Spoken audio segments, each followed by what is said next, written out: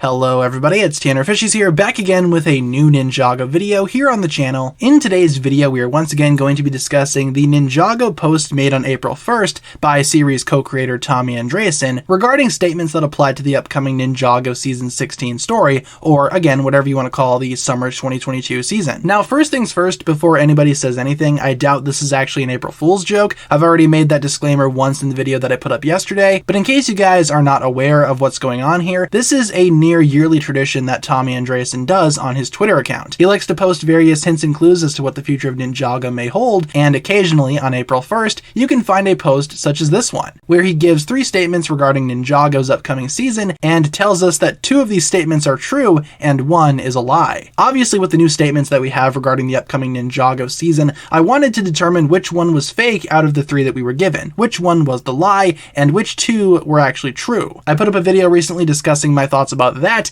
and in today's video right here, I want to get into which one I think is the lie in a more explicit and detailed manner. I would like to get into why I think this specific statement is a lie and discuss what would happen if it turned out to be true. The statement that I want to take a look at and the statement that I think is a lie is the bottom one, which reads as follows. Toy designers and writers have collaborated to avoid spoilers by including characters and objects in the toys which will not be featured in the season's storyline. That right there, out of all of these statements that we have, I believe is the lie of the 3. The other 2 I could totally see being true, and I will make future videos dedicated to those statements as well, but this one was arguably the most intriguing one for me personally. Reading through it, it does seem like right away this is very much a lie, but why exactly do I think that way? Let's get into it. Before we do though, I should probably give a quick spoiler warning. We will be discussing various Ninjago leaks that include very sensitive information for the upcoming Ninjago season, so if you'd rather not know anything about Season 16 moving forward, I'd recommend you click off the video and watch something else. So the Ninjago leaks talk about a ton of stuff being in these upcoming sets, and thanks to some recent set images in their very early preliminary stages, we actually do have ourselves some clear understanding as to what the season could be about. According to the leaks and the sets themselves, this upcoming season will include lots of returning Ninjago characters, specifically Ninjago villains such as the Skull Sorcerer, Harumi, the Overlord, Pythor, lots of very familiar faces, as well as familiar protagonists or ninja allies in the form of Garmadon, Skylar, and Little Nelson. All of those characters, among others, have been listed to appear in this upcoming wave of sets, which a lot of Ninjago fans are assuming is for the upcoming Season 16 story, meaning in fact that these characters may appear in the upcoming season. But again, according to the statement by Tommy Andreasen, there is a possibility of the LEGO designers and the writers working together to just randomly put characters in the sets and make these sets not reflective of the actual season itself, which is kind of interesting to me, to say the least. I mean, you would think that the Ninjago staff and the Ninjago set designers would want to have some type of clear connection between the sets and the season itself, especially if one is supposed to be marketing the other. The sets come first, the show comes second. That's usually how it goes. You would want them to be reflective of each other because many Ninjago fans will in fact buy the sets simply because they enjoyed the show so much. They want that merchandise. Even though the merchandise comes first in this scenario, many Ninjago fans that I know go out of their way to buy sets including characters and scenarios that they enjoyed from seeing in the actual Ninjago series. As such, it does seem like a very weird business strategy to include things in the actual sets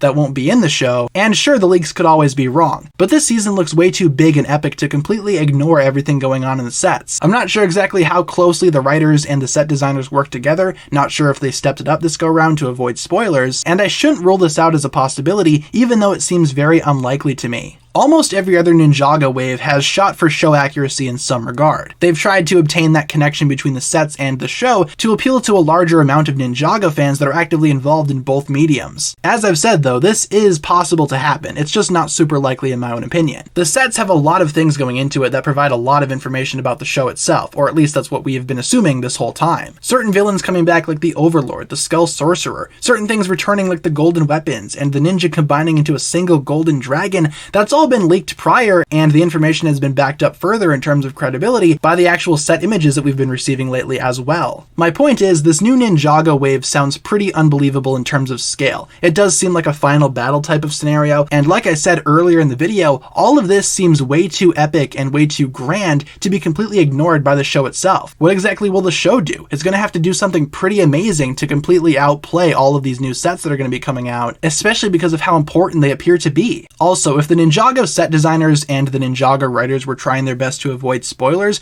wouldn't it make more sense for them to remove certain aspects from the sets instead of including things? For example, if they don't want to reveal the Overlord is going to be coming back, or Pythor for example, you would take away those characters from the sets themselves and not have them appear in the actual sets because you want to save their big reveal for the show. It wouldn't make much sense for them to include somebody like Pythor, using him as an example still, in the sets just so you could have, I don't know, Scales in the actual TV show. Probably not the best example, but hopefully you understand what I'm saying. Why would you add more if you're trying to avoid spoilers? It just kind of makes the actual TV series seem less significant now, or at least this upcoming season less significant, because the sets are doing something insane and crazy that the show will never even see. Of course, in this given scenario. It also doesn't really make sense considering budgets that these LEGO sets have when they go into production. Why would you increase the cost of making a set by including more unnecessary details if they're not going to appear in the show itself? You would think that you would do the complete opposite, again, taking things away to avoid spoilers rather than putting in unnecessary filler to, again, avoid the same thing. If the statement ends up being true, the one regarding set designers and writers of the Ninjago series working together to include more things in the sets to avoid spoilers, that is some insane dedication right there. I'm not sure if that's the smartest move on a business or marketing side of things. It really doesn't seem like it at first, but who knows, maybe Ninjago could always surprise us. I'm just saying it's very, very unlikely, and that's why I think the final statement in this post is the fake one. The third one is most likely the lie. How would I feel if the statement was true though? Again, I would be very shocked. I'd be very surprised that the Ninjago team was able to pull this off. It's possible, of course, at the end of the day, but I don't think it's going to happen. If it did happen though, yeah, I'd just be stunned. I've never seen that before in basically anything, including extras in the actual merchandise and the toys, simply to avoid spoilers for the show. That is some insane dedication. It almost seems sacrificial as well. This wave is certainly expensive, and maybe that's why the costs are so high this go around for Ninjago fans to actually purchase these sets. They need to recover the losses from including so much into these sets just to avoid spoilers. Like I said, it doesn't seem likely to me. I personally don't think that's going to happen, but if it did, if that statement does in fact turn out to be true and it's in fact not the lie,